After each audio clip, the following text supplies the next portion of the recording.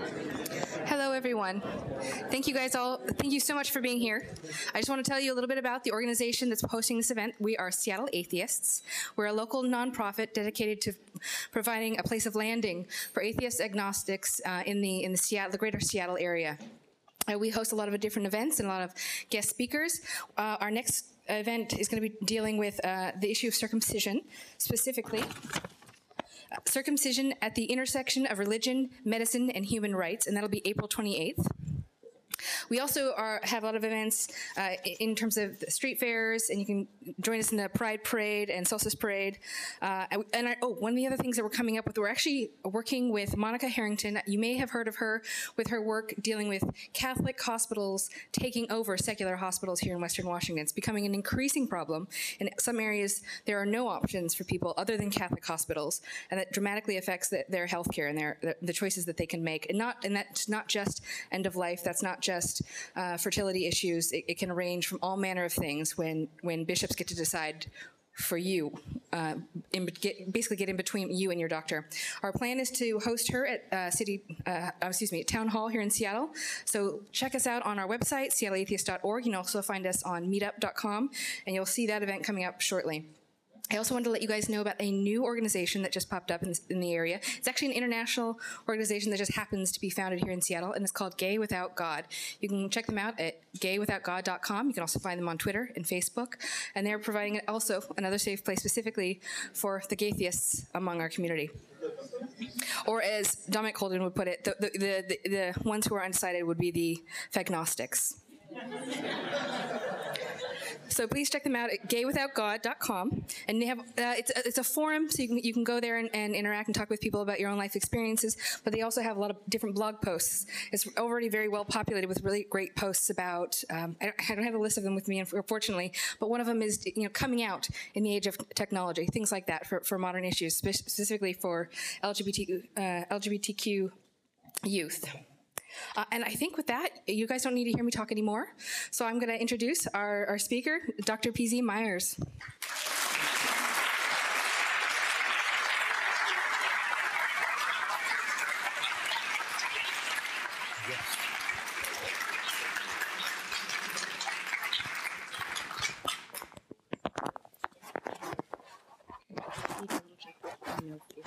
Okay, can you hear me? Okay, we sound good. Except here, I gotta be here so you can hear me. Okay. Well, it's really good to be here, and it's really good to be here at the Nordic Heritage Museum. You guys have obviously done this to honor me, right? Yeah. Here I come all the way from Minnesota, and nothing changes. It's weird. And of course, I'm of Nordic heritage myself, and to testify that, I've got my mother and my two sisters here sitting in the front row. And very good.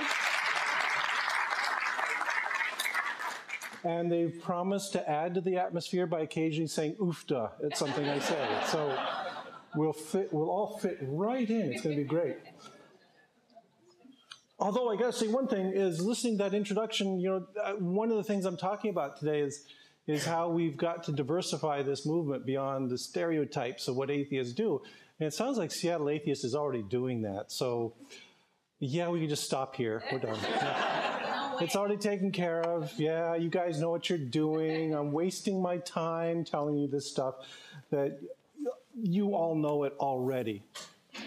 But what I'm going to be doing today is something that's a little uncomfortable for me, and that's a good thing, because all of us should try to be uncomfortable now and then.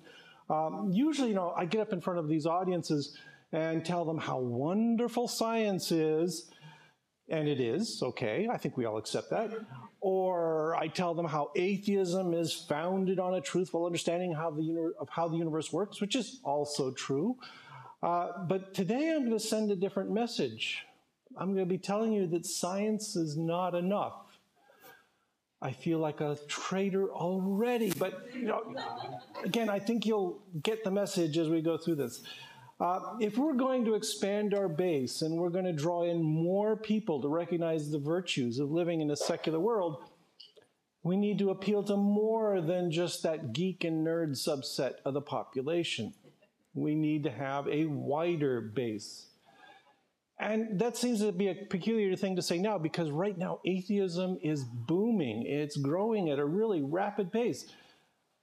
But on the other hand, I seriously believe that we're on the cusp of a crisis. We're not there yet, but it's looming in front of us. Will we adapt and thrive and change the world? Or will we remain an avocation for a prosperous and largely irrelevant subset of the population? Will we become something more than a scattered society of internet nerds? That's what we have to do. And to atheist groups, I ask, are you willing to open the doors to people with different interests?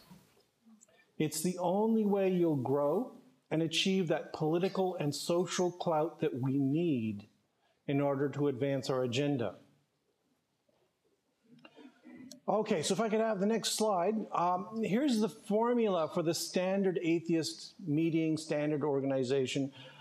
This is what most atheist meetings, clearly Seattle atheists are progressive and beyond this, but many atheist meetings I've been to are all about. We get this mix of political stuff, church-state separation concerns, and we get outrage at the latest horror done in the name of Jesus or Mohammed, some healthy humor and mockery of God talk and that silliness, and to inspire awe about the universe and help us improve our minds, a healthy leavening of science education.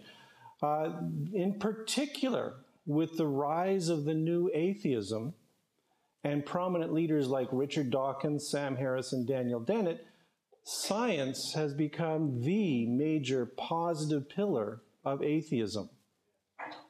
This is the big issue that we usually turn to when we're trying to say, we're not just rejecting the past, we're actually saying we've got something positive that we can grow towards. And I agree with that. Just so you don't need to think otherwise, let me emphasize it. I think these are good developments. It is extremely important to criticize the excesses of religion, especially in a country poisoned with religious nonsense like this one. And of course, as scientists living in a country dependent on science and technology, like I certainly do, I better support better science literacy. So thumbs up for atheism as an agent for education. But there also has to be more. The next slide, if I may. I'm also worried that sometimes the science isn't really there. Sometimes we use science as a shortcut to an emotional sense of awe. We use the Hubble Space Telescope images in the same way the Catholic Church uses the Sistine Chapel, all right?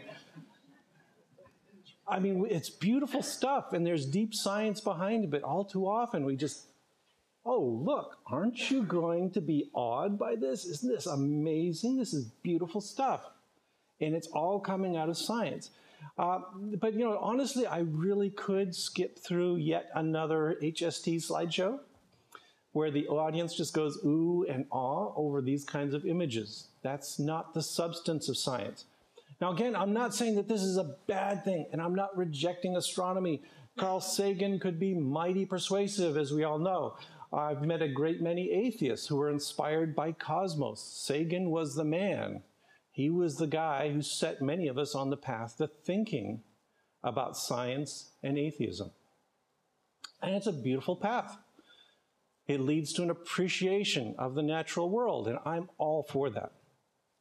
But at the same time, here I am, I'm not an astronomer, and I might say, I would be more impressed by images like this next one. Yay for biology. Okay. I keep trying to tell Neil deGrasse Tyson and Bill Nye that biology is richer, more interesting, and more beautiful than all that astronomy stuff. But so far, they've been unconvinced. Okay, I will grant them their specialty. They're good at that stuff, and that really is beautiful stuff in astronomy.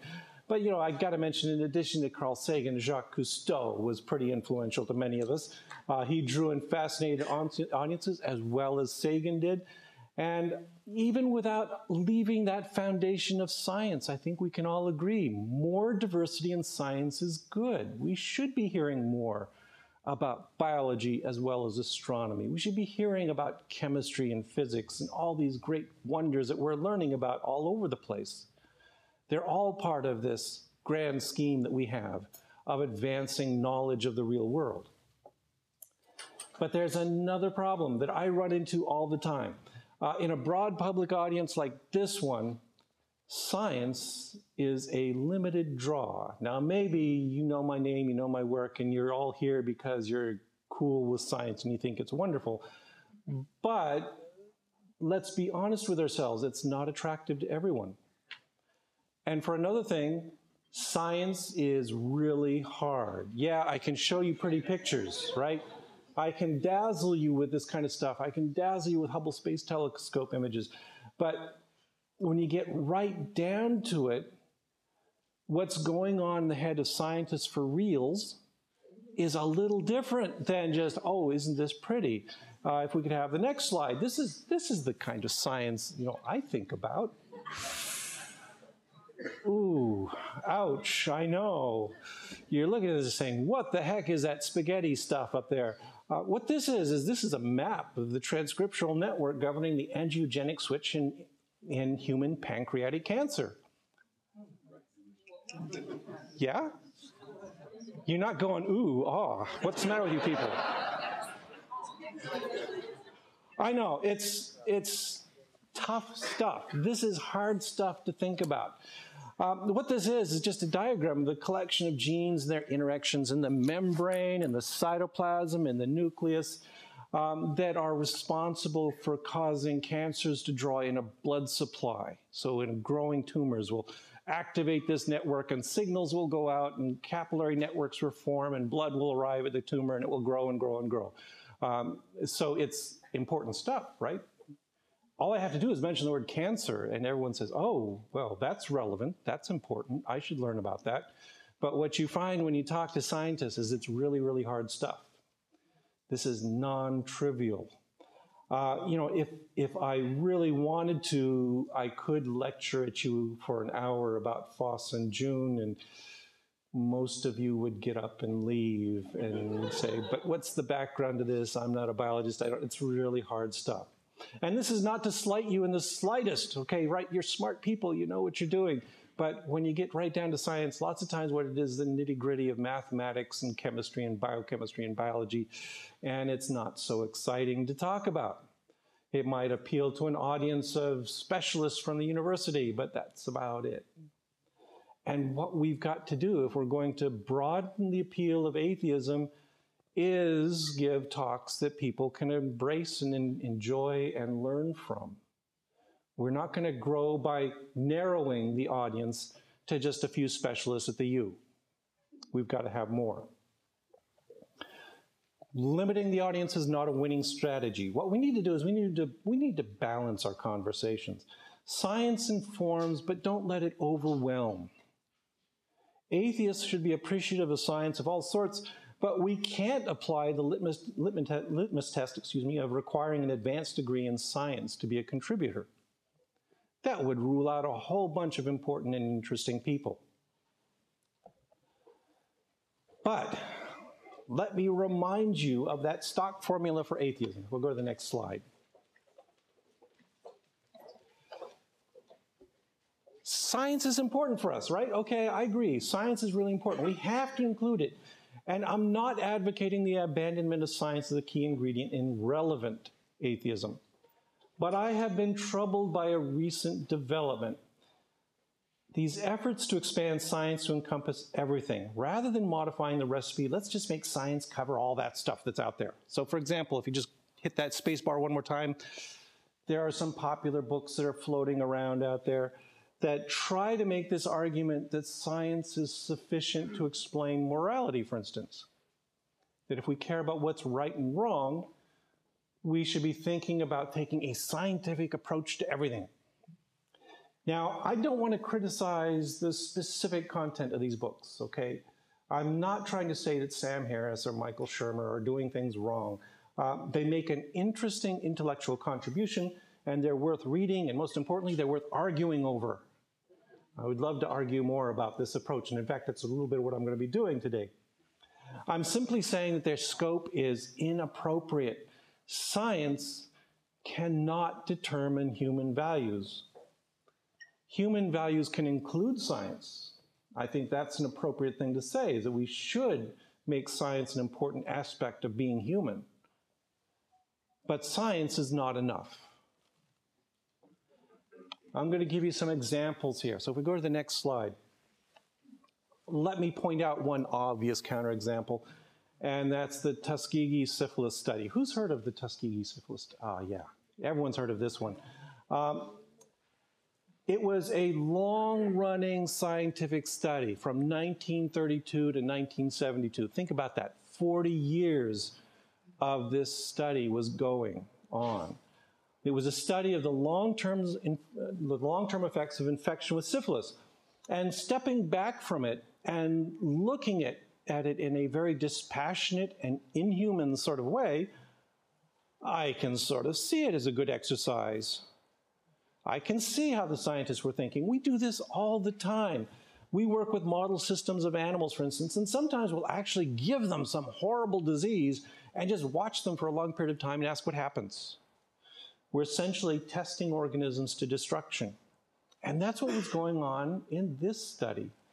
The difference here is that the experimental animals we're studying are uneducated, poor black sharecroppers in rural Alabama. That ought to trouble you right there, right? These are not mice, these are people that were used in this experiment. They were invited to participate with promises of tests and treatment for this vague illness of bad blood. And yes, they got blood tests, lots and lots of blood tests, regular blood tests. And they also got superficial treatment of the symptoms of syphilis. But you see, in 1940, penicillin was found to be an effective cure for syphilis. Syphilis was no longer something to fear. A good intense regimen of penicillin, you'd clear it right up, no problems anymore. This was discovered in 1940. The patients were not told. The patients were not even told that they had syphilis. They had bad blood. What that disease is, I don't know. You don't want them to read about a cure for syphilis when you've just told them there's syphilis. So they weren't told about this.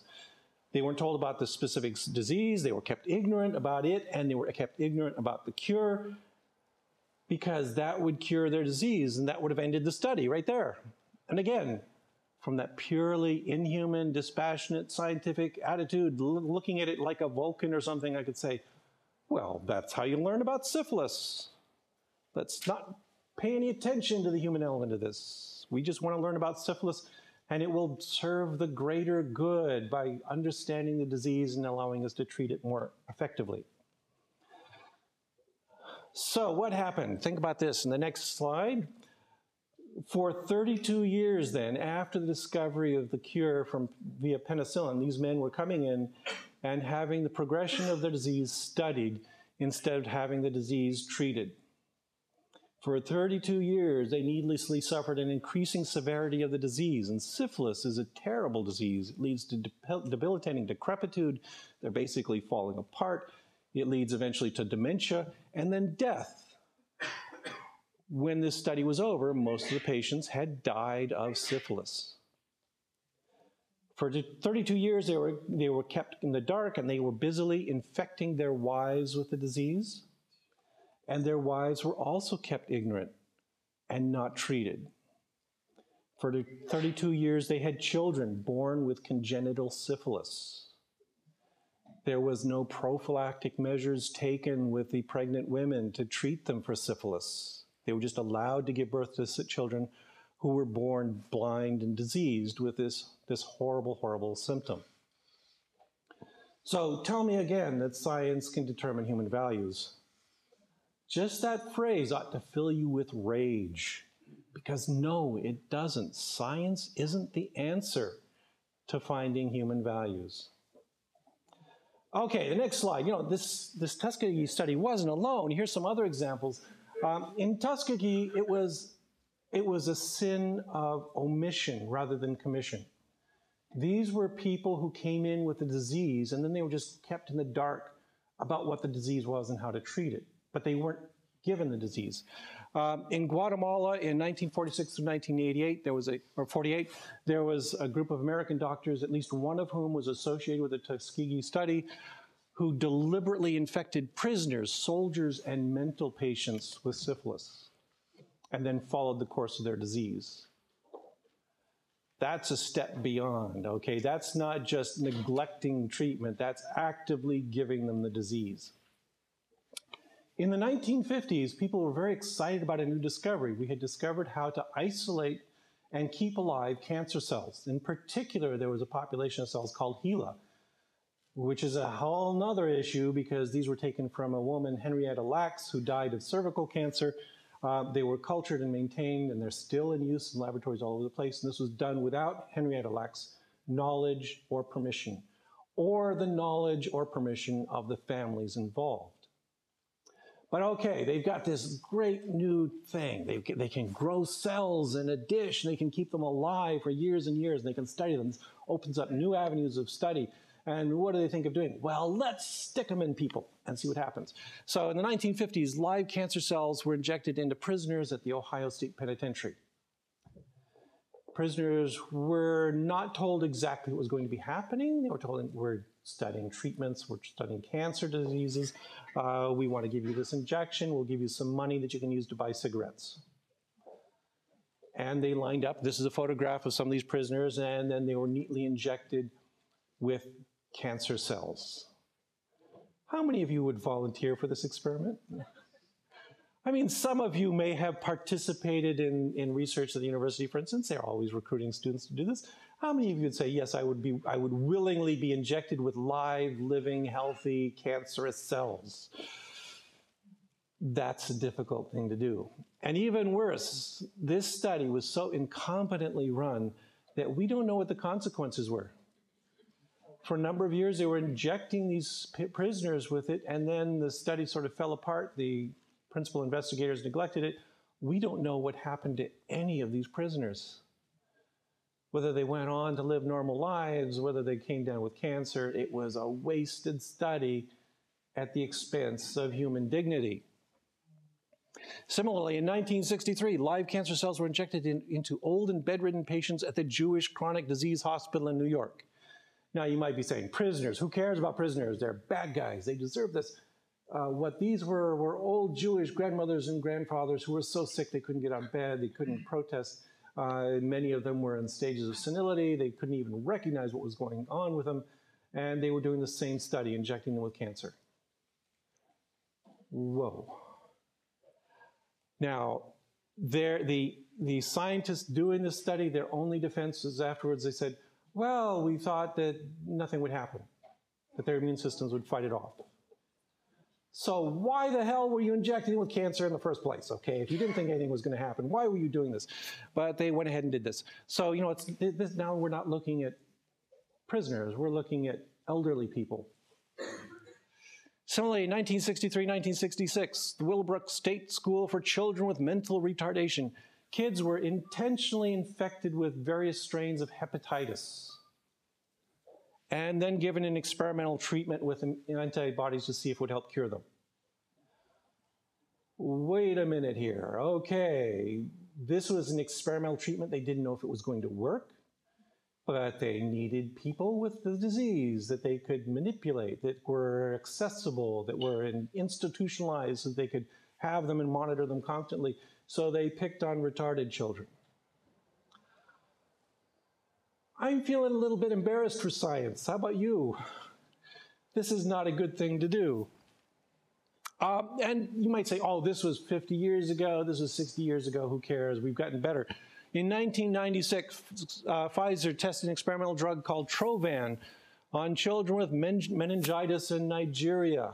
Instead of the standard treatments for meningitis, so let's try this experimental drug, which turned out not to work, and 11 children died.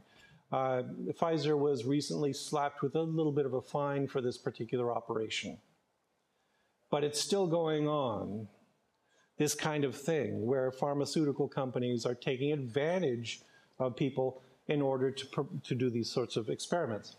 Now notice here in this summary, this list, and this is only a partial list of some of the abominations of science that have been performed, these studies all take advantage of people who had no opportunity to make informed consent. These were people who were at a disadvantage because of their race or their class or their age or mental deficits. This is what happens when scientists look for a human approximation to experimental animals.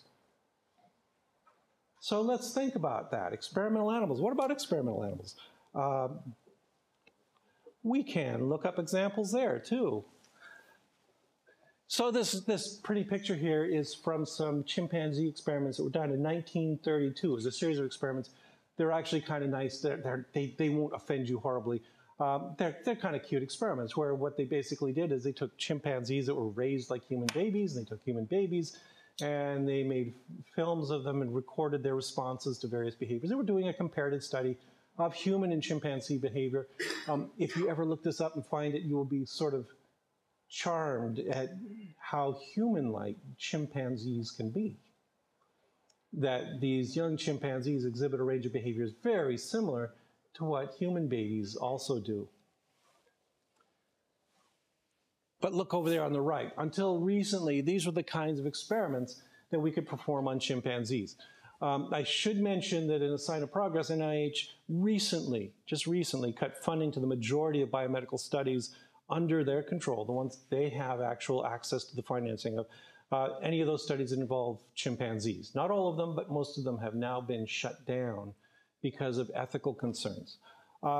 What we did to chimpanzees, we did things like chopping out chunks of their brains to mimic the effects of strokes. What we wanted to do is test treatments for humans. And so here's a very large, complicated brain like ours. Let's damage it in the same way that strokes damage human brains and see what we can do to alleviate the problem afterwards. So you could be saying, well, wait, but that's helping humans. That's a plus, right? That's a good thing. The military toasted them with X-rays to figure out how soldiers respond to a nuclear battlefield. Okay, some of us pacifists might have a little problem with that as well. We isolated baby chimps from their mothers and from other chimps to see the effects of socialization.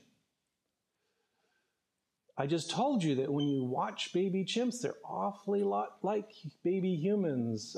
Can you imagine an experiment in which we rip baby humans away from their mothers and say, let's see what happens if we raise them without love and care? That's what they were doing to these chimps. Drug and chemical companies similarly arguing that this is for the benefit of mankind, tested the effects of toxic compounds and exposure of that on chimpanzees.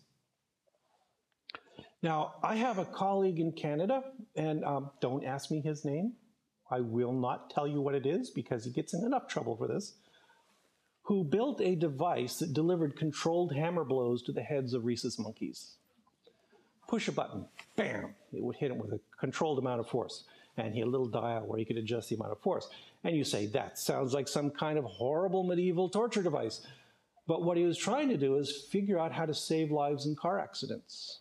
This is a really common thing in a car accident. You slam your head on the windshield or the steering wheel. Concussions and fractures of the skull are really common consequences of automobile accidents. So he was saying, well, we got to learn how to treat these better, and we can't very well take people in and hit them over the head with a hammer, but we can legally do this to rhesus monkeys. And so he was doing this. And he was directly saving lives. He came up with treatments for brain trauma that were essential in both saving lives and minimizing damage, brain damage, to human victims of car accidents. You should be troubled by this, okay? This is not simple stuff. This isn't something where you can just say, oh, science has an answer. We just follow science through and it will give us the correct answer. We can't do that because we don't know where science leads to better values in these kinds of studies. And I say it doesn't. You depend on prior values, not the stuff derived from science. If you believe the most important thing is to save human lives at all costs, if you are committed to the biomedical research program, you would say these are necessary sacrifices. Yes, these are horrible experiments, but because they have the virtue of saving human lives, we should continue to do them and not stop doing them. However, if you attach any lies to the values, or any values to the lives of non-human animals, the problem becomes much more difficult. How are you going to weigh these? Like I said, NIH has stopped research on chimpanzees because chimpanzees are our closest living relatives, and they're very human-like, and there are real ethical problems with doing this kind of experiment to humans, and it's hard to say, well, but it's okay to do them to chimpanzees. Chimpanzees are aware and conscious and thinking, and they express emotions to a frightening degree to scientists who want to do experiments on them. So we've drawn the line there. But where do you draw the line? Because there are so many experimental animals out there. Okay, we're going to draw the line at chimpanzees. They're too human to do these experiments on. What about rhesus monkeys? Nobody's going to confuse their behaviors for human-like. I mean, there's similarities, but they're pretty distinctly different. Our experiments on them, okay, they're fairly intelligent organisms. Then we start getting into more troubling areas for many of you. What about dogs? Dogs are nowhere near human. Come on, I know you've got pets. But do you really think that they're human? I know some dogs think they are. My mother's dog, I think she thinks she's human, right?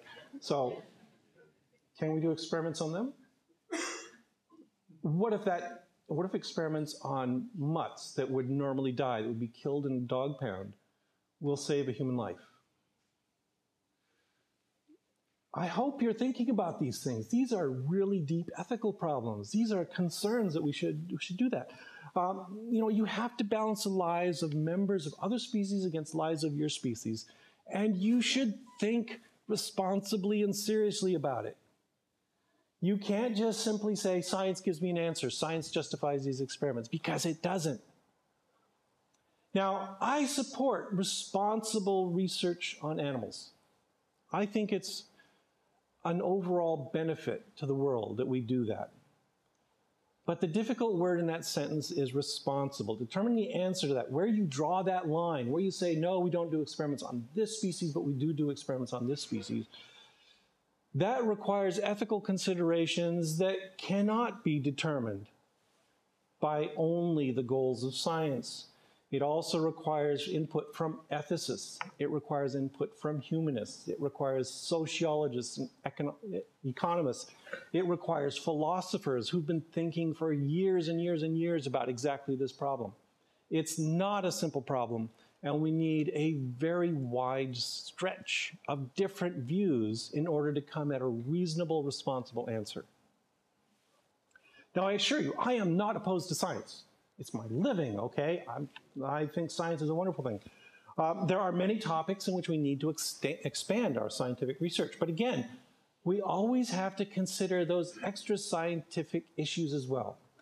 This is why animal research at universities is closely monitored by ethical committees that have responsibilities for making sure that we're not doing some blithe experiment that we think is kind of cool, but really causes pain and suffering needlessly to animals. And there's another example. I want to give you another example that isn't quite so violent, that isn't quite so bloody-minded. Okay, yes, I'm a biologist. We are always getting our hands red. But anyway, let's think about other issues where we definitely need more scientific research. Let's think about things like looking for alternative energy sources. Everyone's in favor of looking for alternative energy sources, right? Anybody think that's a horrible idea? No, nobody's raising their hand. Good, okay, yes. We need to commit more research money to doing research in physics, materials resource, all kinds of things to find new sources of energy. We're not going to get them by praying for them after all, right? You actually got to do the dirty work. So let me give you an example of one recent result. This is the worst news I've heard in a long time. If you go to the next slide. You see, clever scientists have figured out how to extract natural gas from frozen methane hydrates. Now, you may not know what those are, but what this is, there are these vast reserves of this substance. They're in deep, cold waters off the coast. America has lots and lots of methane hydrates off of our coast. So you can imagine many oil companies are kind of drooling at the thought of this. What they are is basically it's methane that's trapped in a cage of water molecules that are frozen in place, forming this kind of insulating package. And so there's huge amounts of methane locked up in the deep ocean. It's frozen solid, it can't get out, it's just sitting there. And you're thinking, oh, well, okay, I need to heat my house every winter, especially those of us from Minnesota think very much about this. Yes, it would be nice to stay warm. But you see, we see this as, well, from the scientific point of view, this is a great thing. We could provide huge amounts of energy that we need. Unfortunately, what it does is it involves tapping a new large pool of sequestered carbon and releasing it into the atmosphere in order to get that energy. Tell me, has anyone seen any problems with that? Anyone worried about that? You should be. You know, right now we're using these fossil fuels and we're dumping them into the atmosphere, and we're seeing climate change going on. We see the temperature rising, and all of a sudden, brilliant, clever scientists in Japan have found a way to tap into this even larger pool of trapped carbon so that we can spew that into the atmosphere as well. This is grounds for panic as far as I'm concerned. This is another case where science has effectively reduced a problem to a simple question. And the simple question is, how can we get more energy? How can we get more energy that's easy to store, readily transportable, available in large volumes? Well, I don't know. Here, we've solved it. All you got to do is start mining methane hydrates. As you can see, though, it opens up new problems and it increases another existing problem. You can't resolve this with science. Science says, yeah, you've got a problem, you want more energy? Okay, here's more energy. Although I would say that, you know, science could help if we also simultaneously open up new, renewable, safe, non-carbon-based energy sources. Yeah, science could do that, and that would help. That would require another scientific program, and that would go a long way towards reducing our dependence on mining methane hydrates. But it's not simply solvable. If you've got a way to draw in energy that's cheap and readily available, there are commercial interests that will exploit it. Face it, in the next few years, we're going to face this crisis where, you know, at the same time that we're trying to reduce carbon emissions, we're going to have people saying, but look, cheap energy, lots of it, all in the ocean, let's pull it out. Drill, baby, drill, all over again. Okay, so science, again, doesn't come through. Science answers one problem and creates a dozen new problems. It makes a bunch of problems much, much worse. But let me talk about now a problem that is simple, one that science has solved. And this is a big problem. If we go to the next slide, I think this is actually the root of all of our problems. We can thank science for these wonderful discoveries that are kind of listed all along here. These scientific advances that allow us to feed more people, reduce infant mortality, and increase public health in our lifespans. Science has done good, right? This is a great thing. Yes, I'm you know, 500 years ago, I'd be dead right now. Wait a minute, 500 years ago, well, let's not think about the time travel problem. But yeah, this is a generous good to each of us, right? We are all happy not only to live longer, but to be healthier while we're living longer. These are good things. However, it does have one of those unpleasant side effects. A lot of science does this, solves one problem, raises another one. In this case, it's overpopulation. Okay, there's more than 7 billion of us on this planet right now, and we are contributing to things like ecosystem degradation, species diversity declines, global climate change, and right now we're kind of straining against the limit of the number of people we can feed and support with fresh water and hygiene and all that kind of good stuff. We're basically worsening the condition of the planet because there's just so damn many of us. There's too many of us. And it's getting worse. If we go to the next slide, this is an extrapolation for the future. And look at that curve, just soaring up there, greater and greater. You know, there's a 10 billion population marker up there. We're straining the limits, but we're not stopping. Should be really scary. But hey, I got good news for you. Science has solved this problem. We have completely solved this problem. This problem is done as far as science is concerned. We don't have to do any more science to solve this. We have nearly complete control of our reproductive systems, and the solution is cheap and easy. It's all in the next slide. Look at there. And this is a solution that's been around for a long time. Condoms have been available in Europe since the 16th century, right? This is an old solution. Technology comes to the rescue. Illustrated here on the left, It's a little box of condoms from 1900. They're not made out of latex. They're made out of fish swim bladders, but they're still effective. They really work. The modern ones on the right over there are ubiquitous. They're cheap. They're easy to use. They're reliable. They're also so thin that they have negligible effects on sensitivity. Ladies, when your guy tells you he just hates to use these things, don't listen to him, okay? They're really not that bad, and besides, you're so good in bed that he's going to have no problem, right? So don't listen when they tell you that we shouldn't do these sorts of things. And as a major plus, this is a case where a side effect is to our advantage. As a major side effect, these also prevent sexually transmitted diseases. Wow, it's a twofer. Yeah. Science wins, right? This is fantastic. We're all done. And you know, if I had to name one scientific discovery that was universally beneficial and has no significant deleterious side effects, top of my list would be this one, condoms.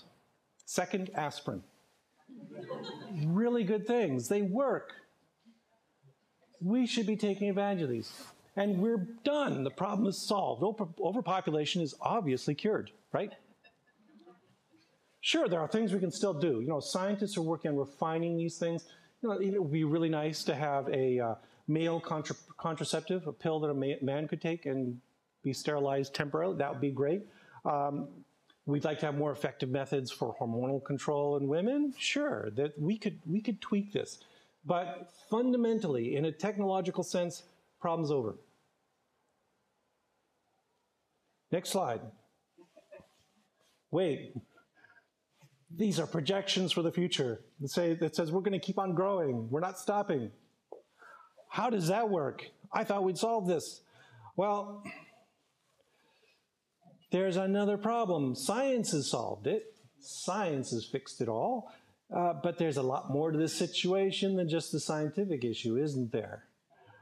We have to consider other aspects of the problem that may not be solvable by scientific solutions.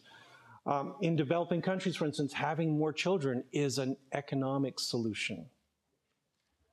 Depriving them of children hurts them economically. It reduces their security for their life in their old age. So are we going to tell them, well, here's these condoms, just use them. You're fixed. Don't worry about the fact that you're going to turn 40 and have no other means of support. We can't do that. That's a problem. It's also a personal choice. If other opportunities are limited, if the only avenue for personal happiness for women is their families, raising children, you know, they're deprived of opportunities for education or careers. That happens, right? You've heard of this. Yes, it's a very common thing to say to women, well, your job is to raise children, and we're not going to let you go to school. If that's the case, then why should they stop? You're going to be depriving these women of their one last refuge. Their culture has deprived them of education, of careers.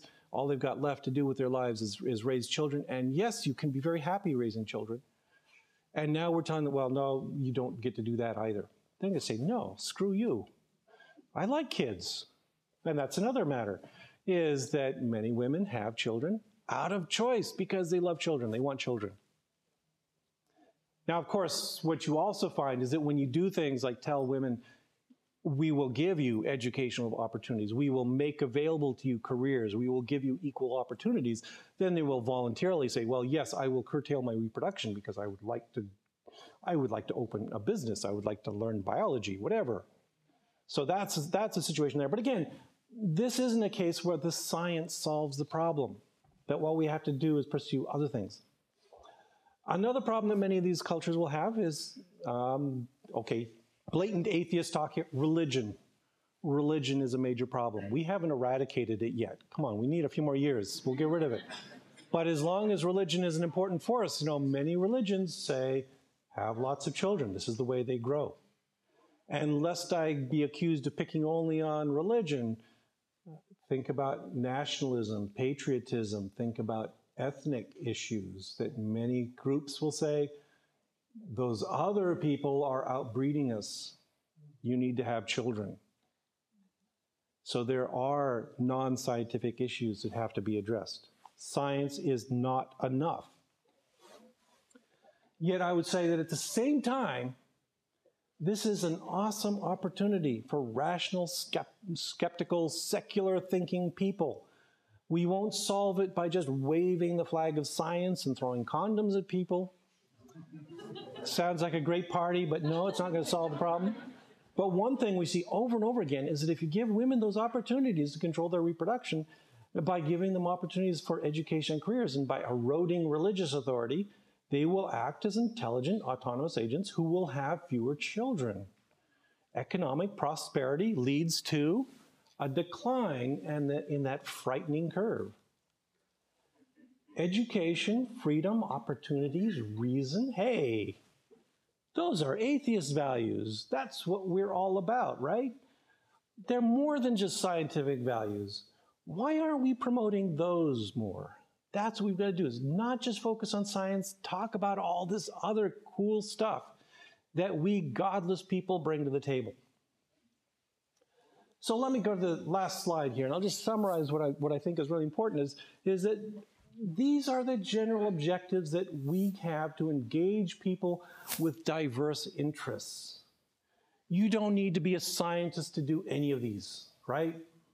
We can have the goal of advancing human knowledge and providing solutions to looming global problems. You don't have to go get a PhD in physics to do this, right?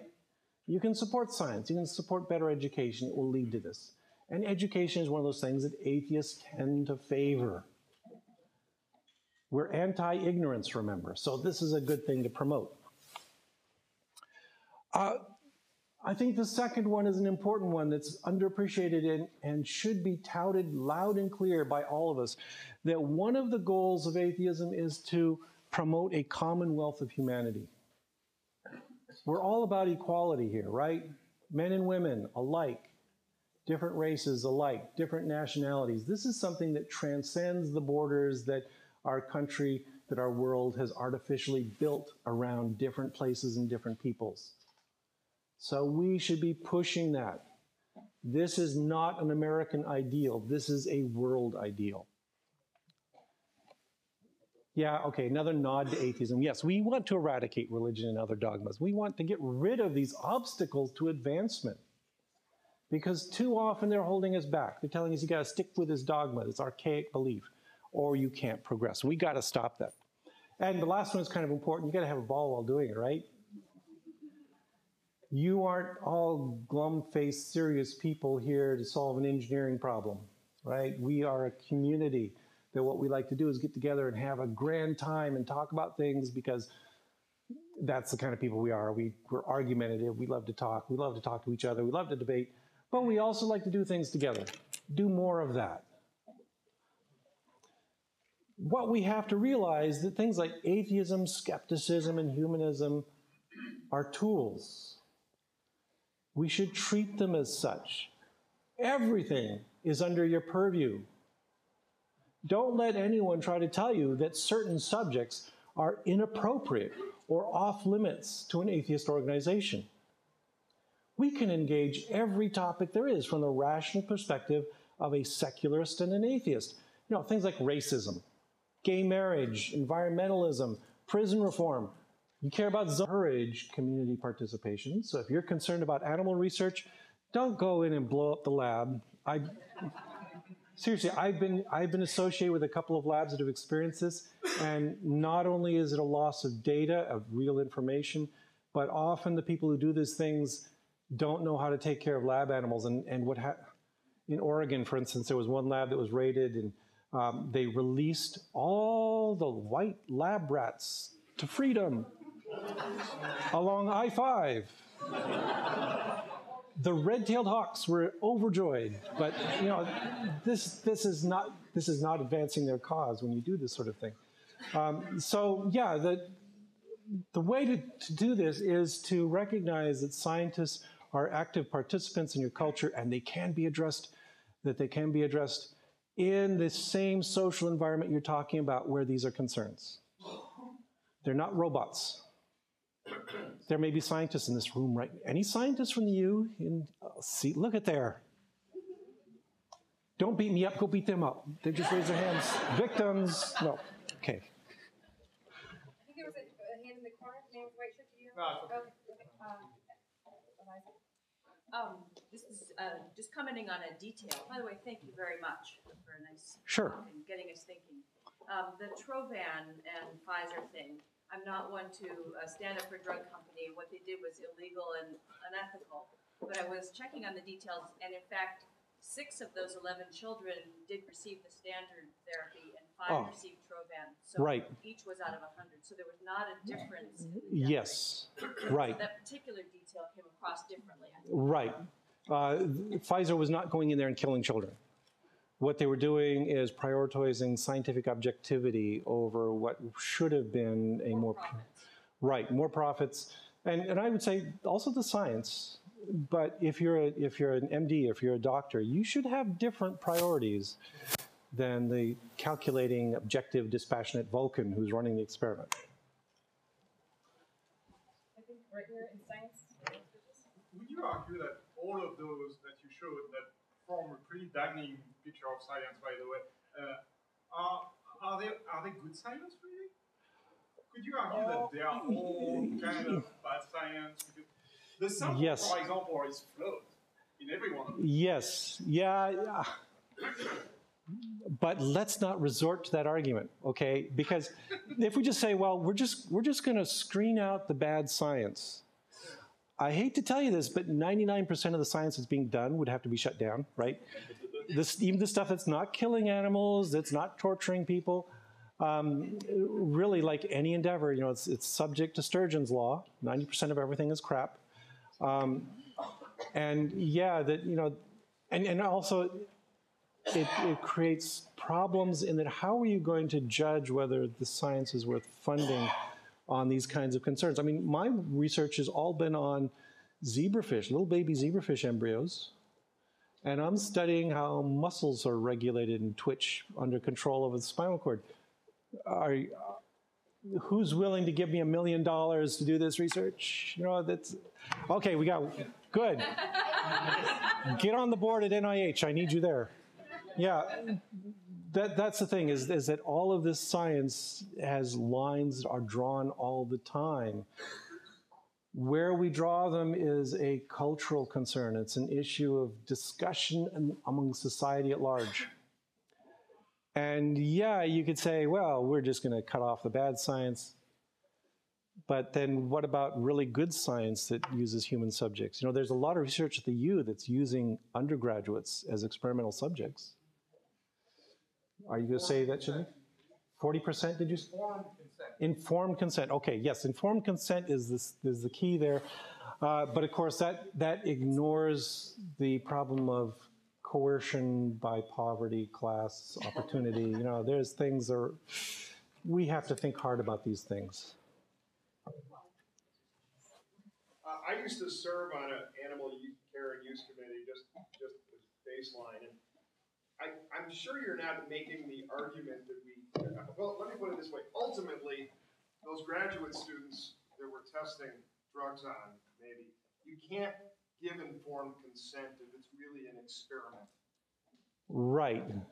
Right? Does yes. That make sense? Ultimately, we have to try these drugs out, first, hopefully, on animals, prior to, but eventually, it's an experiment on some class of human beings. I am agreeing 100% with you, okay. yes. I just wanted to clarify that. Yes, no, that there are a lot of experiments that are done that sound really horrible, but they need to be done. That, you know, the research to work on cancer, for instance, requires mice. We go through so many mice in cancer research, and there's no replacement for them. Right. If you shut down all animal research altogether, cancer research stops cold. Now what do you do? These are the lines we are constantly drawing. And so what I'm saying here is, in practical terms, if you want to do science, you can't simply say, well, science justifies science. That's sounding awfully biblical, isn't it? Yeah, the Bible says God is true, therefore God is real. science says we should be able to do this. We should be able to chop out this chimpanzee's brain and throw it in a blender. Therefore, we should do it. No, there are other factors. That's my whole point, is that there are social and cultural factors. There are philosophical factors. There's ethical factors. All of these have to be weighed. And when we start thinking that science is enough, we abandon our responsibility to consider all these other issues. More questions everywhere. Oh, we're going to be here all night. This is going to be fun. Bringing a discussion that's going on in the atheist community, I guess, all over the world, the issue of harassment and the fact that people say, bring us the evidence. There's actually two kinds of evidence, right? One is, does it happen at all? And two, how often? And people seem to conflate the two and... Yes. Can you say anything? Right. Yeah. This kind of discussion is really hot in the online internet community right now with atheists. There are these, again, difficult lines to draw. When somebody says, "I was harassed, I was raped, I was harmed,"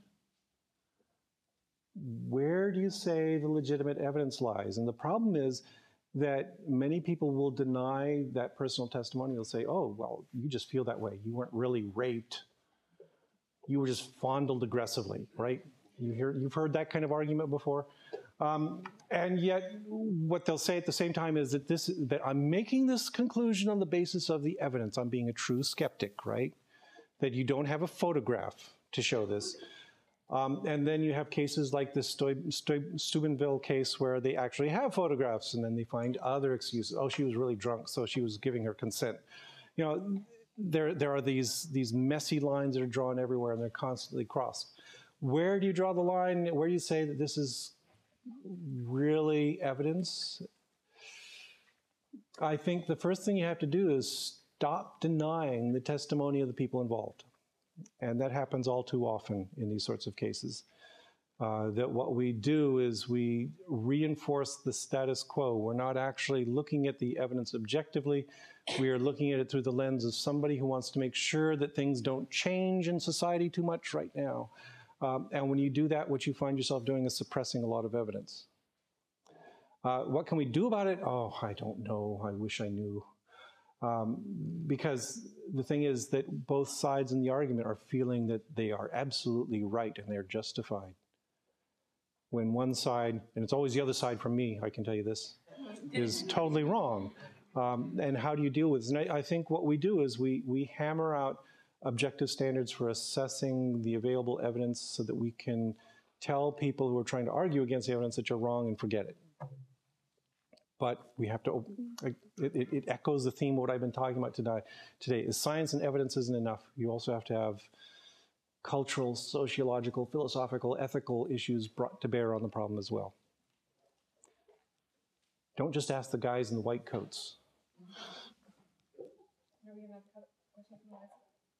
I understand that Michael Nugent of Atheist Ireland is attempting to mediate some dialogue between your side, which is correct in your eye, and people who have different views. Would you, where do you stand on that? Okay, so she's asking about, Michael Nugent is the head of Atheist Ireland. He's a personal friend of mine. He's a very good guy. He's wonderfully humane, a very smart fellow. And I think he's misguided right now. That what he's trying to do is open a dialogue between two groups of people, and he's treating these two groups as equal. One group consists of a collection of internet harassers who are slandering and abusing and mistreating people online. And the other is a group of people who said to this first group, we don't want you on our blogs. We're not going to let you talk here. There's no discussion here. There's no gap to be closed. This is asking us to open the door to people who we have specifically excluded from our own personal private domains, because what they like to do is come onto our sites and call us abusive, sexist names and draw Photoshop pictures of us having sex with animals and the kinds of things that we just don't think are productive in any kind of discussion. So no, I categorically reject Michael Nugent's efforts, and I'll be seeing him in Ireland in June, and I will be telling him so to his face.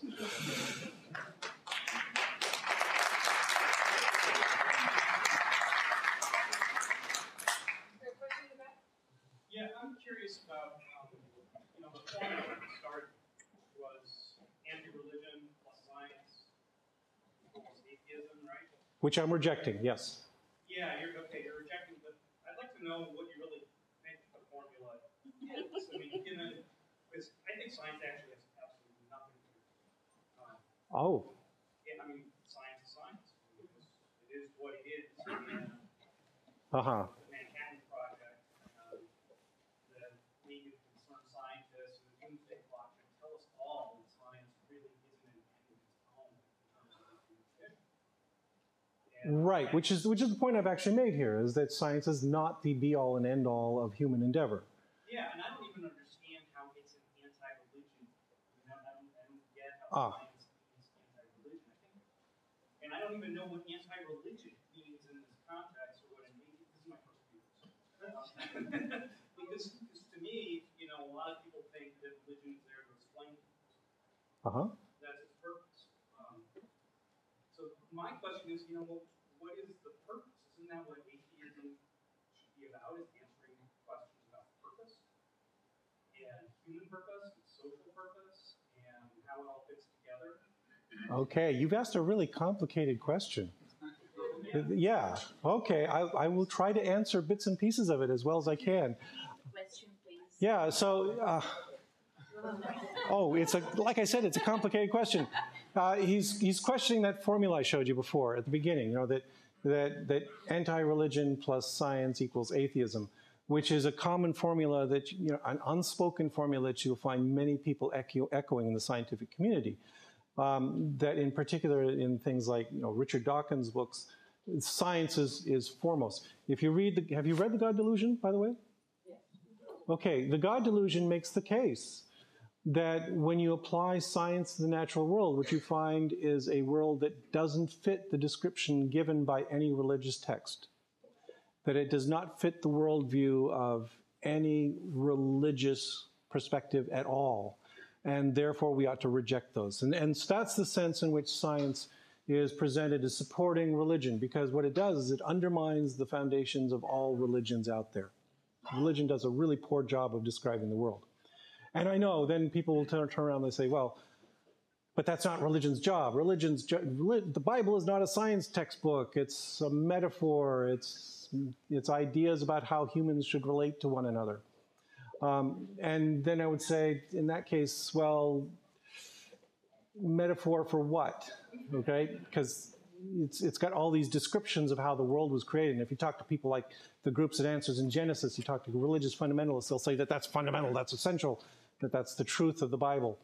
So it's a really poor metaphor. And if you're going to tell me that it's a guidebook for human interaction, for building a moral civil society, I will tell you that you have not read the Bible, have you? A more hideous instruction book for human behavior cannot be found anywhere. It's pretty bad stuff. And so that's the foundation for the anti-religious and scientific part. And, I think you're making a good point that you say you haven't been to this meeting before, and it sounds like Seattle atheists do a better job of broadening their approach. But many atheist groups think that's sufficient, that you have a meeting and you've got people talking about how bad religion is, and they give you examples, which are pretty much irrefutable. Yes, religion is bad for you. And then they give you scientific stuff that will fill you with awe and wonder and teach you new things and teach you better how the world works. And I'm just saying that formula is kind of nice. It's worked very well so far, but it's going to only attract a limited audience. That I think, while I say without reservation that religion is bad for you, religion does some things really well. And one of the things religion does really well, because they've been honing this for 1,000, 2,000, 3,000 years, is the social community aspect. They're really good at bringing people together and teaching them to bond. And atheist groups don't do that so well. but then we kind of like it that way, right? What's a good atheist meeting without an argument? Yeah, so we're constantly balancing these two issues, and what I'm saying is that formula is not adequate, that we need to think about other aspects of human interactions and bring them to bear in our atheist community. I just wanted to follow up on that. Atheism doesn't just mean that you come to the conclusion that God doesn't exist. That doesn't give you a new kind of suit of tools to figure out what's good or bad. Why, yes, it does. That's the thing. This is a weird comment I get from lots of atheists, is that atheism is just not believing in God. It really doesn't mean anything other than that. But of course, that has deep implications. If you talk to people who have left a fervent faith, for instance, what you'll find is that they'll often tell you that they feel lost, because suddenly they've lost that authority. They've lost that rule book that says, here's how you're supposed to act in every situation. And suddenly, as atheists, we have to develop our own rule book. And I think that's a profound difference, that suddenly we are thrown upon our own resources, and we have to interact with other human beings as equal human beings, and we have to negotiate those landmines of all these kinds of problems with getting along with people. We have to hone our sense of empathy. We have to build a new reason for building our interactions. I think that's a pretty profound change from an authoritarian, dogmatic religion. And yes, I will agree with you if you're going to make this protest is that, yes, there are liberal religions out there that also emphasize humanity, empathy, social concerns. And they're out there, but I would say that those religions are adopting atheist values, not the other way around. There's a question in the very back of the blue shirt. I'm curious your opinion and what you see as the role for modern media like Carl Sagan's Cosmos or Wikipedia or Science Over Now in the atheist movement. Yes. Well, also specifically popular stuff, not the hardcore science. Oh, right. The stuff that layman can understand. Well, yes. Now, here I've been giving you this talk, and I tell you science is not enough, but I'm also going to tell you that science is pretty darn important. Science represents the floor of our understanding, not the ceiling, and we should be getting a good solid grounding in science. That's also important. And I agree 100% that popular stuff is important. I mean, that's what I do, right? That's what my blog is about, is communicating science and atheism to the masses. And I don't do it in the weird, wordy, technical language of a scientific paper. I think that things like Carl Sagan's Cosmos were immensely influential. Just curious, how many of you were shaped by watching Cosmos? Yeah, look at that. Yeah, lots of you saw that and were blown away. I watched it with my father. It was great stuff, okay? I'm also curious, just to broaden it, who watched Bronowski, Ascent of Man? Oh, not enough of you. Go get the DVDs. I found that Bronowski's work was far deeper, far more interesting than anything Sagan wrote, because he also talked about biology, of course, but no, anyway. No, there is all this wealth of popular science out there that can broaden your understanding. I also tell people that right now is kind of a golden age of popular science publishing.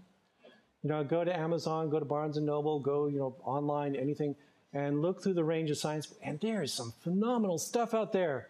Read Carl Zimmer, read Ed Young. There's a whole bunch of people who are doing good science and writing it for popular audiences. Go read it. That's. I watched Gilligan's Island. Yeah. Damn professor.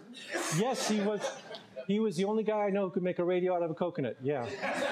Too bad it had such a limited range. But yeah, that's another subtle thing is, Gilligan's Island is silly, right? Bad science everywhere. It's a ridiculous show, but it set up nice role models. Yeah. That here are these people who are doing good things. The scientists on that show, the professor was a good guy. That's nice to see. I would also say that the other subtle thing is we should have more more of these kinds of popular science things that present women as good scientists as well, and more black people doing these things, you know, and Hispanics, every ethnic group, you know, Dora the Explorer, okay, there's a good Hispanic role model for you right there that's hitting the kids early. That's also important, is get the kids at a young age. So yeah, I will say I am wholeheartedly in favor of more popularization of science. It's absolutely important. Question over here on the aisle. So I like your comment. I responded well to your comment about science being the floor of how we think about atheism. Because when I looked at your science critiques, to me, at least it struck me as essentially saying scientists are not necessarily strong moral leaders. And when you think about science as an alternative to religion, and you're saying, well, here are religious leaders doing immoral things, it calls the religion into question, and I'm not sure exactly that it's really equivalent. I'm not sure that I look for my moral instruction from scientists, but one of the things that I think Sam Harris was trying to do is say there are some things we can discover about the natural world that have implications for our choices about morality. For example, your suggestion that all human beings are primarily the same and should be treated with equal dignity. This is something that we might believe not because of a religious revelation or because we had an intuition, but because scientists have done hard work and demonstrated that fact. Right. Yeah, I think we can make 2 points here. One you made was that scientists also have these failings, but you don't look at them as moral leaders. And this is absolutely true. You don't see scientists saying, you have to believe me because I'm a scientist. They're not saying you have to vote for my politician because I'm a scientist. You have to root for my sports team because I'm a scientist. You know, they don't do that. Religious leaders do, which confers a greater responsibility on them for their moral failings. But the other point was that, of course, the reality of the universe around us informs our understanding of morality. That yes, we have to consider this stuff. You know, for instance, when you look at children with birth defects, okay, there's a horrible example for you. Will you deny their basic humanity? No, scientists won't or shouldn't. You know, culturally, this has been a historical thing that if you've got a child who's born with a serious birth defect, no matter what that birth defect is, it is treated as subhuman and it is an outcast in human society. But science will look at that and say, well, wait a minute, you know, we can communicate with this person. This person is transmitting the same values we have. It's got the same aspirations and beliefs that we do. You have to treat that person as a human being. So yeah, you absolutely need science to form a foundation. One of those atheist values is that truth is really important. And if science finds something is not true, you don't get to say, well, that's inconvenient. Let's not believe that. No, what you have to do is you have to accept the conclusions of science. Who will you be debating in upcoming debates? And please tell me what we Zortzies. Oh, I don't do debates. I used to do debates, and it was embarrassing, right? I did a debate what convinced me is I did a debate with Jerry Bergman, who's a well-known creationist. He's very vocal. He's got so many publications. He's also got about 9 more PhDs than I do, which of course makes him smarter than me, right? Anyway, I did a debate with him, and the guy was totally Looney Tunes.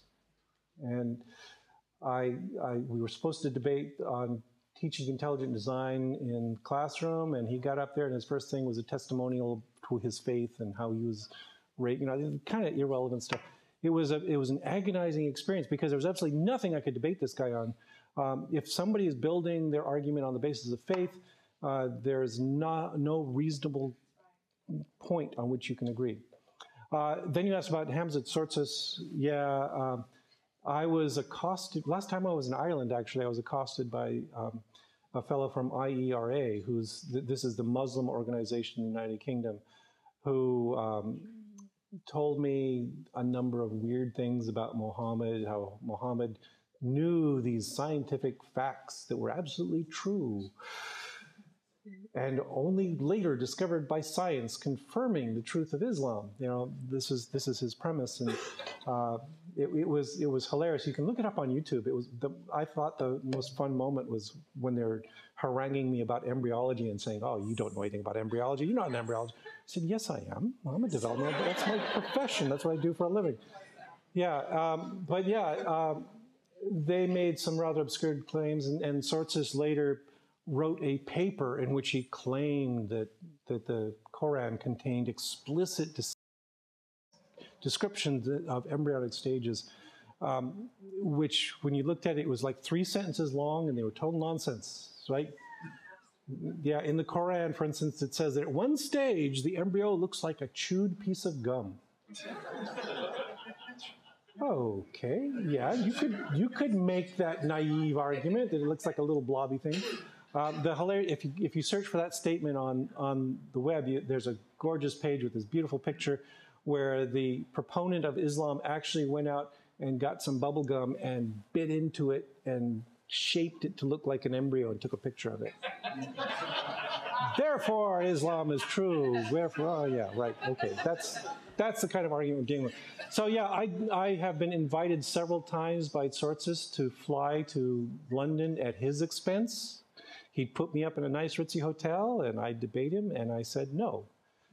Because all I would be doing in those kinds of debates was conferring credibility on his side, and his side, seriously, we're talking clown college stuff here. This is ridiculous that I'm just simply... He doesn't debate, he preaches. Right. And what are his credentials, if he has any? He's a scholar of Islam. Isn't that enough? Come on. Yeah, Sortsis recently debated Lawrence Krauss. And yeah, you may also find this on YouTube. Yeah. Yeah, and Krauss made what I thought was a very good point, is that they brought up the issue of incest and says, well, the Quran explicitly says incest is not allowed. And Krauss gave a thoughtful response. He said, but there is no objective reason against incest. There had to have been incest at some point in our history. There had to have been inbreeding. We use it all the time. You know, that we legitimately, as human beings in a culture, say no incest, but that is not the same as having a godly source saying there is no incest. So yeah, you can arrive at rational, reasonable conclusions without the benefit of somebody talking in your head, right? Woman with glasses on that corner, on the left. Yeah, I noticed like the Discovery Channel is full of garbage. Is there anything we can do to stop these aliens? Yeah. Pyramids, all this nonsense. Well, oh, I wish. That stuff sells, you know? That's the problem. I mean, one thing you have to do is stop watching it, right? But at the same time, you got to watch it in order to refute it. And it's chicken and egg thing. You know, I've taken the route of having a widely read blog in which I can ridicule these things. And I think that's an approach. You know, that what you should be doing is writing letters to the editor. You should be publishing this stuff. You know, that kind of stuff is really prime material for my blog. So I also like it when people write up a refutation of some nonsense about aliens they heard on the History Channel. They send it to me, and I say, oh, that's really cool. And now I don't have to write something today. I'll just post that on the blog. That's another way to get those messages out there is, yeah, feel free to send these to various science bloggers and skeptical bloggers, and they love good content like that. It's very helpful to do that. So yeah, we've got to be vocal. We've got to express ourselves openly. Have you ever had a Thanksgiving dinner where your Uncle Ralph starts pontificating on some weird race theory or something? Do you just sit there quietly? How many of you just sit there quietly and say, oh, I'm not going to disrupt our lovely dinner with... Stop that. Screw with their heads, you know, really mess them up. I think my mother's sitting here, she's scowling at me. I think the Thanksgiving dinner table ought to be the place for some good food fights, right? Just get into it. If you've got that crazy uncle, feel free. Open up with both barrels on them. you know, if you're out in public and you hear somebody saying something loony on the bus, don't just sit there. Say, are you nuts? That's absolutely not. And here's why, and explain why. You know, politely explain why after the initial "you're nuts," but you know, explain why. We have to become more assertive, more aggressive, more vocal. And you know, the History Channel, the Discovery Channel ought to be ashamed of what they've been doing. That stuff is terrible. They're laughing. I know they're laughing their way to the bank. Okay. Yeah, but you know, I could sell out right now. You know, if I suddenly found Jesus, do you know how much money I could make? This could be my retirement plan. Yeah, when I turn 65, I find Jesus and I announce it publicly. And yes, the Templeton will throw money, but I'm not going to because I have integrity and principles, right? So let's point that out to the Discovery Channel, the History Channel, all that. You know, you're sellouts. You're whores for money, right? That's all you've done. And let's see you stand up for principles for a change. And I don't know. There's got to be room somewhere for public shaming. And I think that's one of the things we have to do.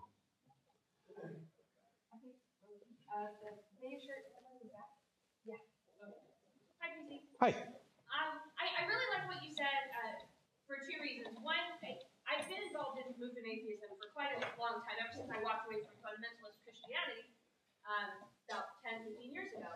And it's been difficult for two reasons. First, because the leaders of the group tend to be white, cisgendered men. So I don't really see a lot of representation of myself. And I feel like that inclusivity is not there, or perhaps not as widely regarded as I would like. And two, because there's things that I care about beyond science. I mean, science is rad, science is awesome, but, and maybe this is a little bit me because I'm a liberal arts person anyway. I'm a teacher, so I don't teach science, I teach rhetoric, and that's what I care about. I care about social justice issues. What I do every day is talk about racism and feminism and economic justice. Those are things I care about, and those are things I feel like atheism has just left behind. We don't care about those things, or maybe individual atheists do, but as a movement, we're not entrenched in those issues, I feel, as much as we should be. Yeah. And the voices that are loudest are the right-wing, libertarian, conservative, people that are spouting very different views than I feel should be out there. And I feel also that the Democrats have really not done a very good job either. So I think what you're talking about, without saying it, is kind of this atheism plus social justice, or atheism plus, social justice. Is that what you're saying? Yes, so we need more of that. But let me disagree with you a little bit. You know, there have been a number of prominent women in the atheist movement. You know, Madeleine Murray O'Hair, just to jump out and scare everyone. Yeah. Ellen Johnson. There have been a lot of people who've been very active in the movement, who, you know, important women in this movement. I would also say that if you look at the leaders, you know, look at Dave Silverman. Dave Silverman has made some very strong commitments to equality and anti-harassment policies. I think he's on the side of the angel. Well, no, not side of Darwin, whatever. There are these people who I think the top of the movement is in good shape. I think we're seeing the right things emphasized at the top of the movement. They could do more. I would agree with you 100% there. We need to do more. But the problem is the rank and file, that we do have a lot of regressive people who haven't gotten the message, who do think that atheism is that formula I showed at the beginning, where it's just anti-religion plus science. And if you're going beyond that and talking about social justice, you are violating the spirit of atheism. Nothing could be further from the truth. And yeah, what we need to do is work as a group. You know, this happens every time. I go to an atheist group and I talk to them about this kind of stuff, and almost everyone there agrees with me to the point where I'm sure there are a few people who disagree with me, and they're terrified to speak out because the rest of the mob will stampede them and crush them, right? So I think the majority is also good. But yeah, we have a few who haven't gotten the message. And we have a lot of us who, when we hear those few speak out and say sexist or nasty or homophobic things, we sort of stop and say we won't do anything in the name of unity in order to keep the group cohesive, in order to not form deep rifts. Sometimes deep rifts are a good thing, okay? And I hope, as a liberal arts person like me, I teach at a liberal arts university, that you are not afraid to open a few rifts between people, because that's how we learn. Okay, that's what I like to hear.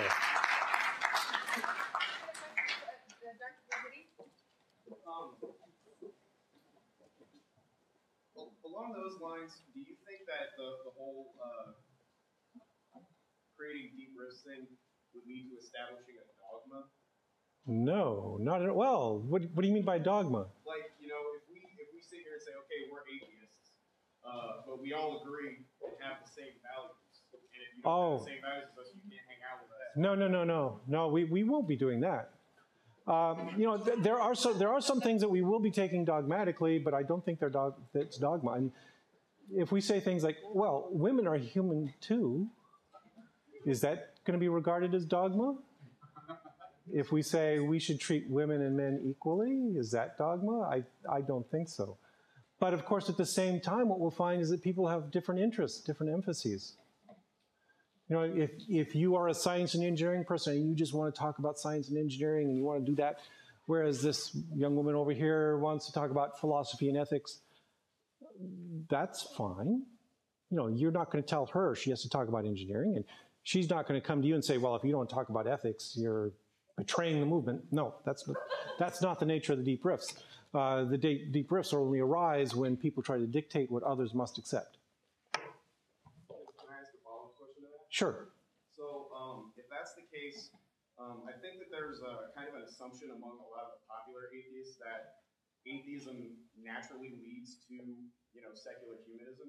I don't think that that's necessarily the case. I think everybody in this room can agree that we're probably positive atheists. We're all probably secular humanists, but that's not necessarily naturally where atheism leads. So you think it would be better to, you know, frame our agenda in terms of positive atheism or secular humanist atheism instead of just saying atheism?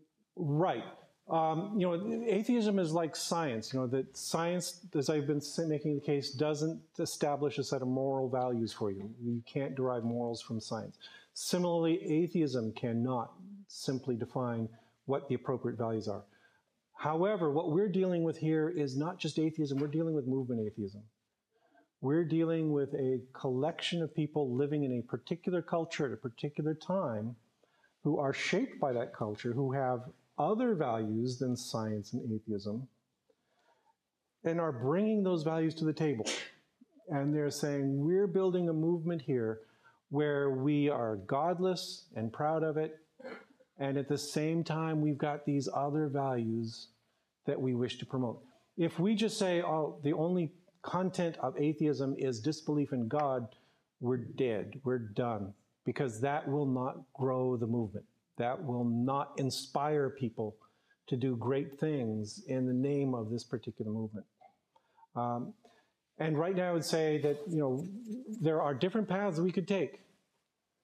We could follow the preachings of Ayn Rand, for instance, and become the libertarian atheist movement.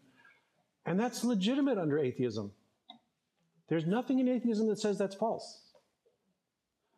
Or we could follow the liberal path and say, we're going to be a progressive atheism, we're going to fight for positive values, we're going to fight for social justice. Those are different paths we could take. And if it becomes the case that there's a significant number of people that follow each one of those, then the movement will split. And that's fine. That's the way it should be. And we can't say that either one of those is an illegitimate form of atheism. But we can say that one does not follow our other cultural values as well as the one we do choose to follow. So that's what we've got to do is, you know, that's one of the messages here I've been giving is we've got to hammer out those values and say, this is what's important to us, this is what we're going to advance.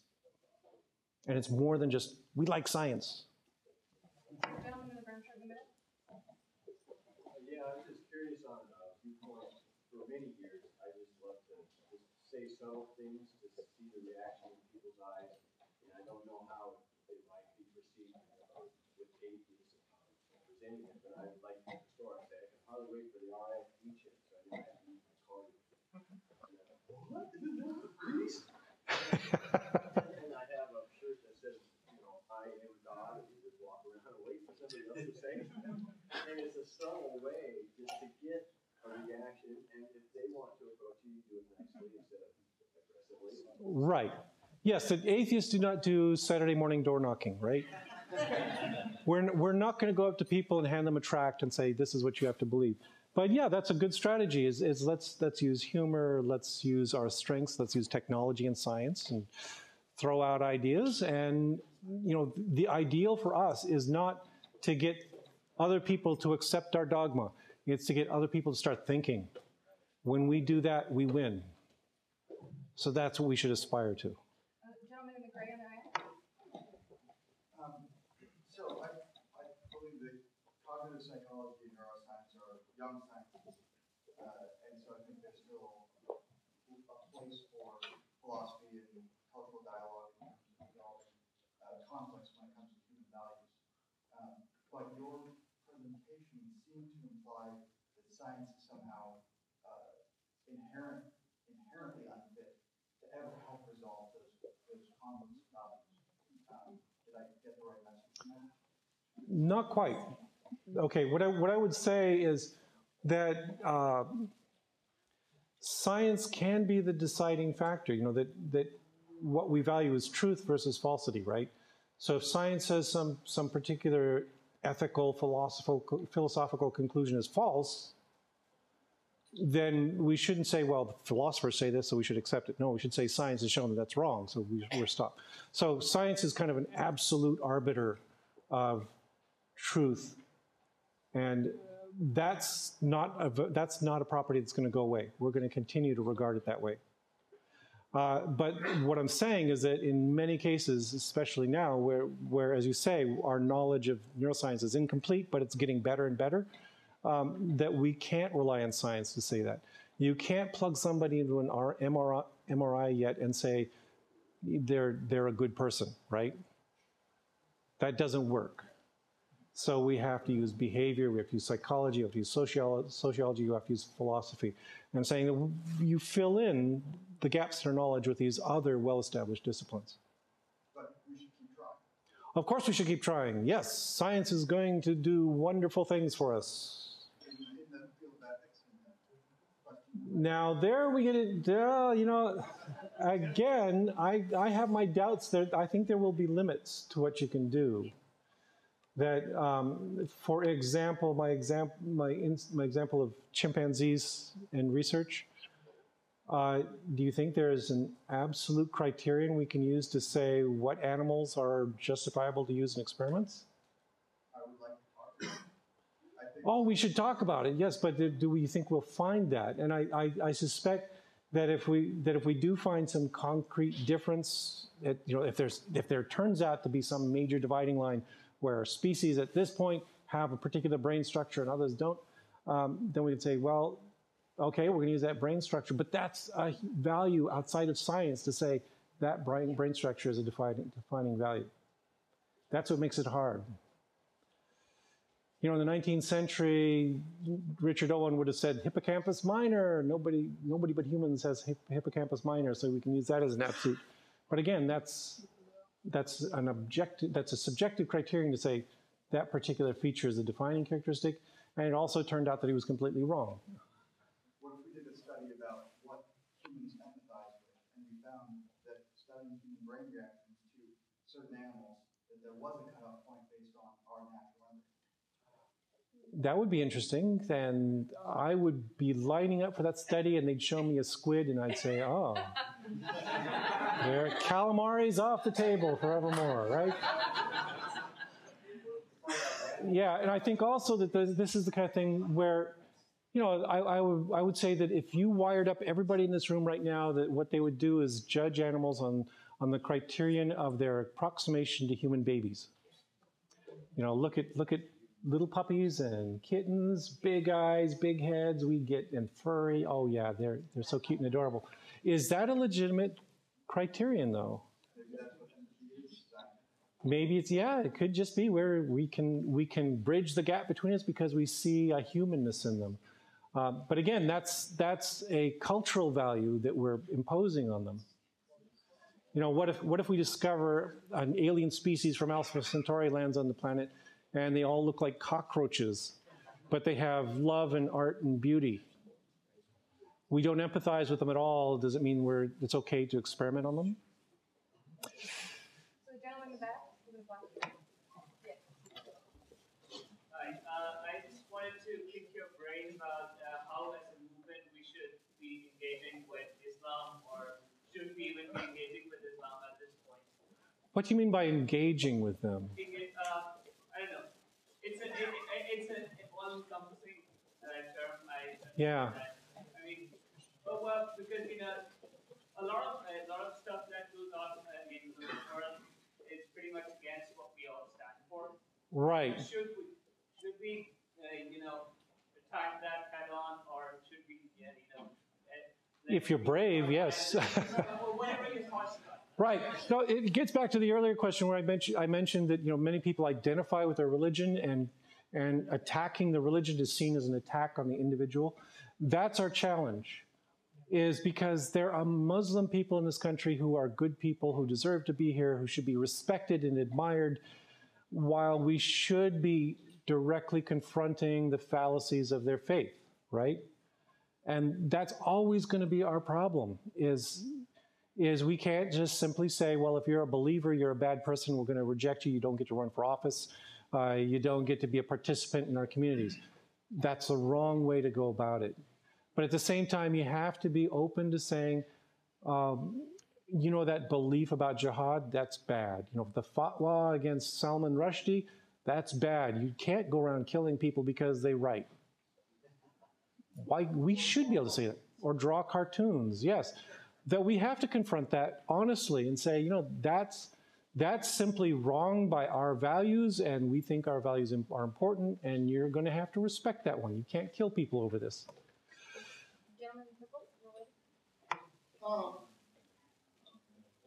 I think that atheism has had an image problem for centuries.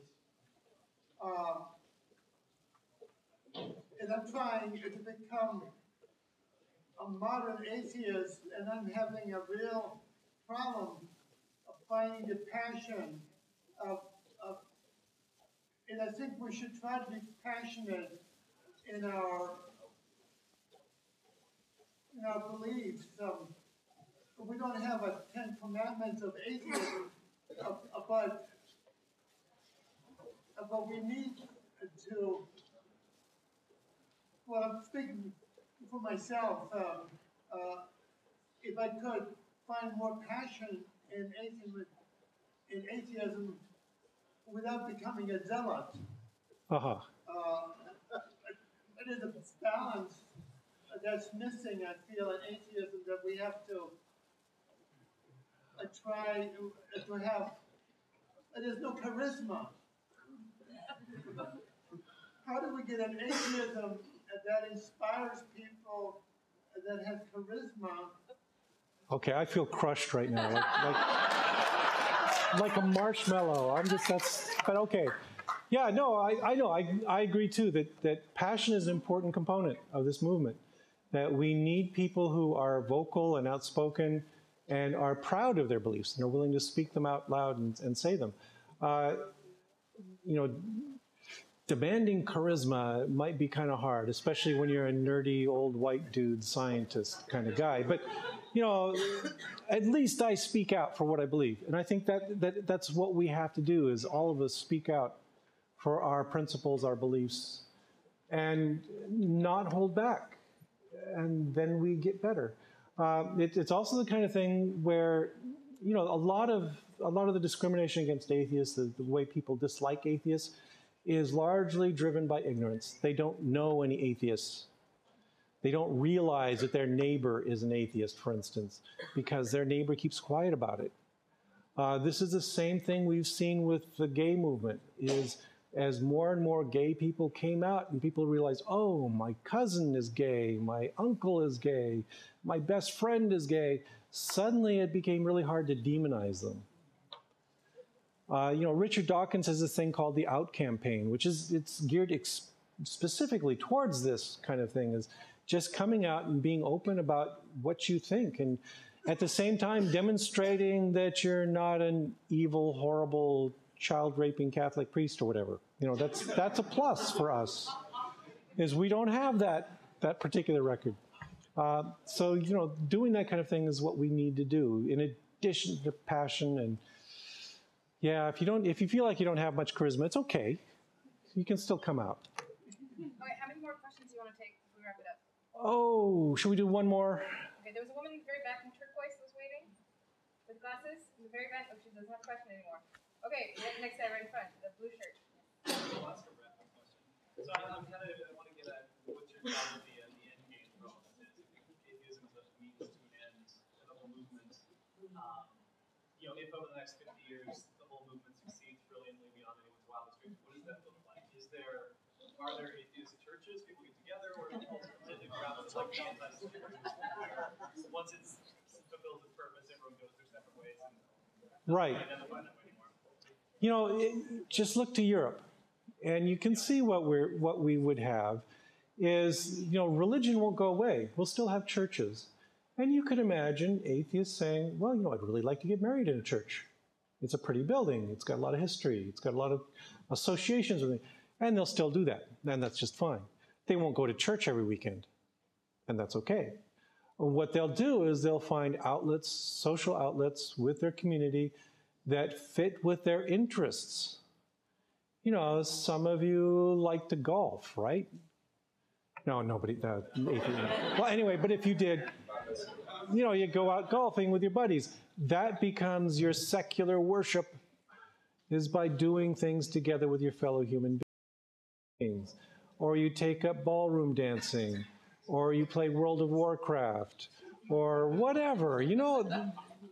That there's this vast, rich realm of human interactions that we can all pursue that don't require sitting in a pew or sitting in chairs listening to some guy in a pulpit talking at you.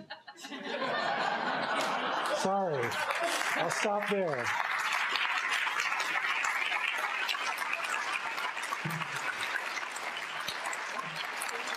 Oh, it's been fun.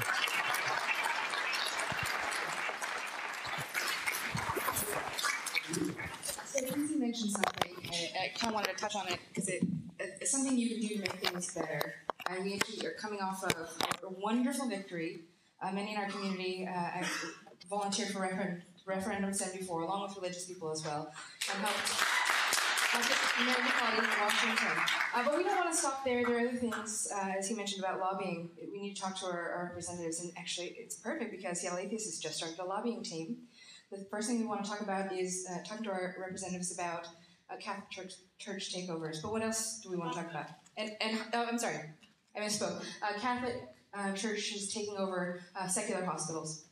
And so it affects so many people in so many different ways. But those aren't the only issues that we care about. So if you guys are interested, one way you can give us feedback about what issues you care about, what things you want to get involved with, if you go to our website, seattleatheist.org, we have a Godless Community Survey. Click on that turquoise button and you can give us your feedback about not just lobbying issues, but things you want to volunteer for, speakers you want to see, issues you want to get us engaged with you. Okay, so Seattle Atheist is the ideal atheist group. We try. Yes. We try. Sounds good. Take this off.